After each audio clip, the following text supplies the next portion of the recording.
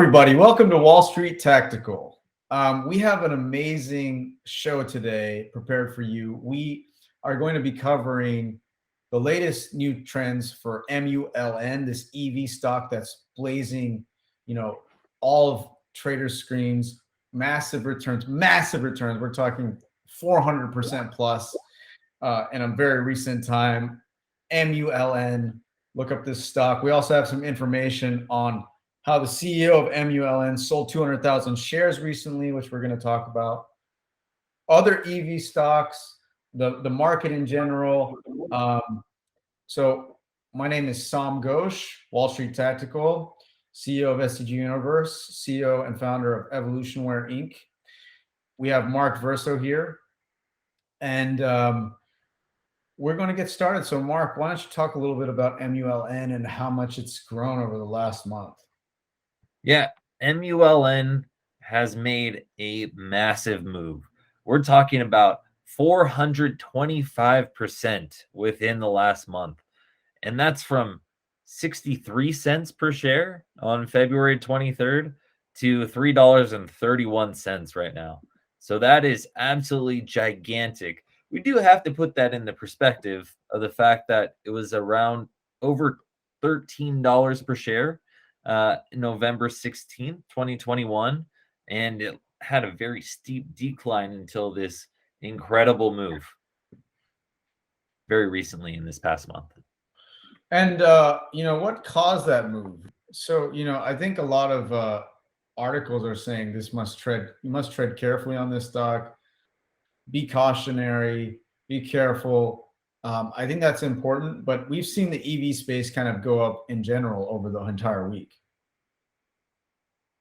Yeah, absolutely. There's been big moves from many firms. So others being Fisker, that went up over 20%, Tesla, that went up over 25%, as well as Rivian, which was down to $35 and is now up at 47. So we've seen pretty big moves across the entire market, but there's been nothing, and I mean nothing, that has compared to MULN.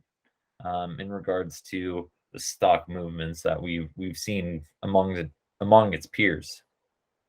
Yeah, I mean, MULN has been also trending in the Wall Street Bets community. And that, as we've seen from AMC, as well as GameStop, has led to massive movements within stocks. So that's certainly a way to boost your returns. And obviously, when that community gets involved, all bets are off, and you can see some gigantic returns. So we'll see if that is to continue or not. Yeah. What I want to talk a little bit about is how the CEO of MULN has sold 200,000 shares recently, but it was only 2.3% of his entire share allocation on MULN. And recently, he sold at the around $1.60 price range on MULN. Regardless, there's a lot happening in the EV space. Fisker was the original designer of Tesla vehicles, commissioned and then left. But Fisker now has, been taken over, and it used to be, Fisker Karma. Now it's the Karma. So in general, they have a new car coming out called the Fisker Ocean, right? And the Fisker Ocean is SUV, and the Fisker Karma is the electric vehicle. But this is going to be a real contender against Ford, and we saw a small movement in Fisker today as well. Yeah, I mean, we've seen a move in Fisker for around 3%, which is certainly a good move, and obviously would have incredible returns if you had that every single day. So we'll see if this leads to even greater returns down the line. Well, we'll see how their car does if they're able to release it and hit that production level. Their vehicle looks a lot like the Range Rover Evoque, and It's very Range Rover-esque in that look, sport utility vehicle, trying to really hit that mid-market penetration, get a lot of the adventure seeking and the international market and the US market. It has a Yeah. pretty good range as well. Yeah, and we've certainly seen how supply chain issues, which is currently a issue all around the economy, not just in the electric car market, has impacted even Tesla before the supply chain issues that are currently, um, being experienced by all companies were in place. So this is certainly something that electric vehicle companies have to contend with, and we've seen, those types of issues and uh, problems lead to decreases in market cap, such as Rivian had, recent supply chain issues that led their stock to being valued, well over $100 per share and dropped down below 50, because they were expecting their cars to come in at a particular price. They tried to increase the price of their cars, and that led to a lot of companies backing out of the commitments that they had made to buying those cars, which made Rivian again reverse their decision to increase the prices of their cars. So certainly these bottlenecks will be a very important factor that all companies within the EV space will have to contend with. Right. I think it's the realities of the prototyping into full scale production that Tesla has learned and figured out is the hardest part of the entire mix. And they have a very long head start. Now, even with that head start, I think the EV industry as a whole is going to continue to grow. Whether it's going to be concentrated into a single player, I don't think that's going to happen anymore. I think those days are done. And it's going to be spread across the entire market in a much widespread fashion. So I think EV is going to grow as a whole, but maybe not individually as much anymore. Yeah. And I hate to bring this up as well because everything in the news is tied around Russia. But Russia also supplies 20% of the world's nickel. And that is, very important to car making, as we know, because that's a huge factor in making of batteries. So we'll see how that impacts, the entire industry as well as the macroeconomic condition. Right. Right.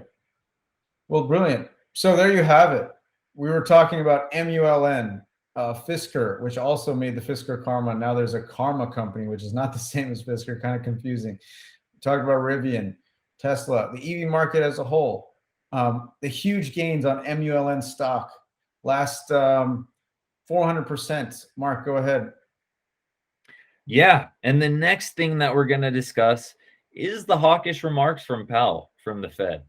So, we obviously saw the increase in the stock market pretty recently up until the point where Powell said, we might start to tap on the brakes a bit harder instead of just letting go of the gas pedal.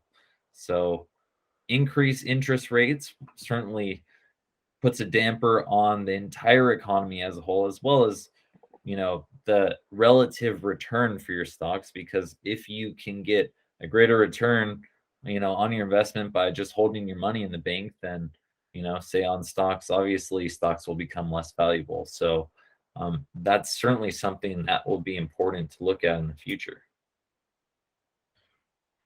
Well, I think also the recent raise on interest rate is just one of a many succession of interest rate hikes that we're going to see throughout the Right. year and into next year. So I think we should just be really watchful of that. That will affect the housing market tremendously. Absolutely. Because part of the total cost for your house is going to be in the interest rates, especially if you carry a long-term loan and you put down, say, 10%. Potentially most of your costs are going to be coming within those interest rates, and that will make housing even more unaffordable than it already was. Yeah. And the cost to borrow is going to go up significantly. Absolutely. So when we take a look at interest rates going up, is there any stocks that you feel will benefit some?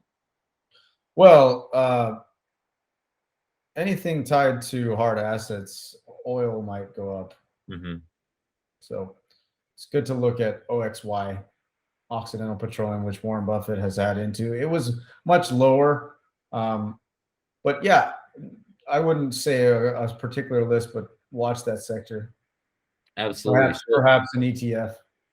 Yeah. So the oil sector. Also, how about banks? They should have a larger spread. Is there any banks that Yeah, stocks that? banks, sure, sure. Banks are already seeing some gains. If you looked at Bank of America today, Right, right. So yeah, banks are certainly ones that will benefit from this because they'll have, a larger spread that they can game from, as well as oil stocks, the hard assets that you're talking about. So although the economy and overall market as a whole be impacted, there still certainly can be some companies that benefit from increased interest rate as well. right, right, right. But the power of your purchasing power will go down, and you'll see we're already seeing increases at the pump, and how that's affecting the liquidity in the markets. Right. That has been changing behaviors of people because going from, filling up a tank at $40 to $100. $800, well, you Yeah, might think twice about that road trip that you're going to take on the weekend. exactly, exactly. Yep. And Well, that'll there. I mean, that is the market at a whole. I think we're seeing the real surge of EV now with multiple players, and it's going to get into maturity, and we're going to really see that, as well as if transportation as a service is to take off, as investors are saying, it will require these solutions in supply chain and the broad EV spectrum to go, because right now, you know, the hope is that people are going to just rent cars more and take transportation as a service, ride sharing service more, and buy less cars from the transportation as a service investors, where traditional car dealers are making cars and hoping to sell them to a consumer. It's going to be interesting to see how does that dynamic play out. Who's going to win? Is it going to be more transportation as a service type of car sold to B2B businesses, right? Mhm. This is all happening as we see it, and driverless cars will be coming in 2023 for the Absolutely. masses. Yeah, And if we increase in production of electric cars, certainly there'll be a need for one, more electricity, as well as two, for more stations at which you can, charge your cars. And Tesla has a huge advantage in terms of having that infrastructure set up, but we'll see if there's other players that come in the charging sphere as well, other companies that are able to, you know, compete with Tesla because Tesla has essentially control over both production of the most popular electric car as well as the infrastructure already set up for super chargers that are set up around the country. And that'll be something that other companies will have to contend with because many or want they'll have to pay Tesla to use those chargers. absolutely, absolutely. So does Tesla still benefit in the end, even if other EV companies are successful? Right. It's a good space to watch, and maybe play some long-term investments. Absolutely. Absolutely. Well, thanks again for joining us, folks, on Wall Street Tactical. We look forward to seeing you next time. Thank you. Have a good one, and be sure to like and subscribe.